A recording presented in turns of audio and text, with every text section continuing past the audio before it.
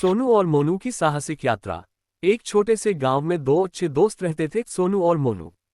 दोनों बचपन से साथ खेले थे और हमेशा एक दूसरे की मदद करते थे। सोनू थोड़े चतुर और साहसी था, जबकि मोनू थोड़ा शरारती और हंसी मजाक करने वाला था।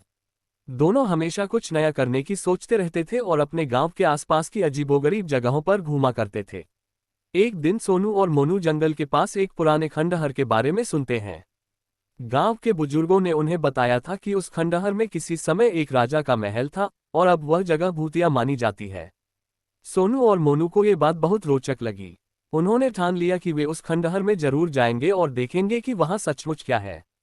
अगले दिन सुबह सुबह सोनू और मोनू ने अपने बैग में कुछ खाने पीने की चीजें और एक पुरानी टॉर्च डाली और जंगल की ओर चल पड़े।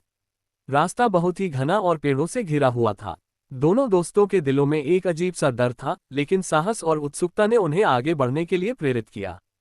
जंगल के अंदर घुसते ही उन्हें अजीब अजीब आवाजें सुनाई देने लगीं। कभी पत्तों की सरसराहट तो कभी किसी जानवर के कदमों की आवाज। मोनू डरते हुए बोला, यार मुझे तो लगता है यहाँ कुछ ठीक नहीं है। लेकिन सोनू ने उसे दिलासा देते हुए कहा, डरो मत, हम सिर्फ देखेंगे। हमें किसी भी डर से नहीं भागना चाहिए। कुछ देर बाद वे खंडहर तक पहुंच गए। खंडहर काफी पुराना और जर्जर हो चुका था। दीवारों पर मुरझाए हुए फूल और अजीब चित्र बने थे। अंदर घुसते ही ठंडी हवा का झोंका लगा और साथ ही उन्हें एक अजीब सी गंध महसूस हुई। मोनू ने कहा, ये तो किसी भूतिया जगह जैसी लग रही है। लेकिन सोनू ने कहा, तुम घबराओ मत, बस ध्यान से देखो। जब वे खंडहर के अंदर और गहरे गए तो अचानक उनकी नजर एक अजीब से बक्से पर पड़ी।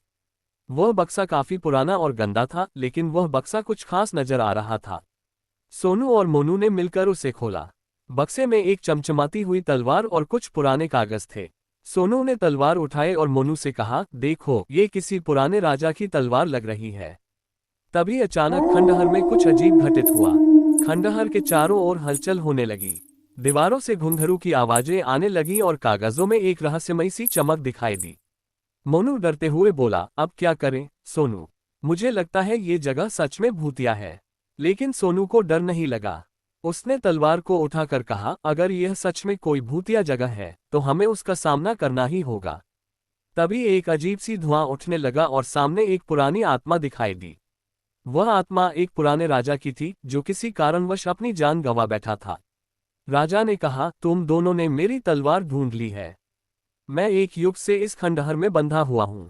अगर तुम मुझे मेरी तलवार वापस दे दो तो मैं तुम्हें आशीर्वाद दूंगा और तुम्हारी मदद करूंगा। सोनू और मोनू समझ गए कि यह एक रहस्यमयी घटना है और राजा की मदद करना जरूरी है। उन्होंने तलवार को आत्मा के सामने रखा। जैसे ही तलवार को आत्मा ने पकड़ा, एक तेज रोशनी फैली और राजा की आत्मा शांत हो गई। फिर राजा की आवाज आई, तुम दोनों ने मेरी मदद की, इसके बदले मैं तुम्हें एक खजाना दूंगा। राजा ने एक पुराने दरवाजे को खोल दिया, जिससे एक छुपा हुआ खजाना बाहर आया। सोनू और मोनू ने उस खजाने को देखा और खुशी से झूम उठे। खजाने में सोने, चांदी और अनमोल रत्न थे। लेकिन उन्होंने सोचा कि खजाना सबसे बड़ी चीज नहीं है, बल्कि जो साहस और दोस्ती उन्होंने दिखाए वही सबसे महत्वपूर्ण था। सोनू और मोनू ने खजाना गांव में वापस लाकर सबको दिखाया और उस दिन के बाद से उनकी दोस्ती और भी मजबूत हो गई। उन्होंने ये भी सीखा कि हर डर का सामना करना जरूरी है, क्योंकि असल खजाना हमारी हिम्मत और एक दूसरे का साथ होता है।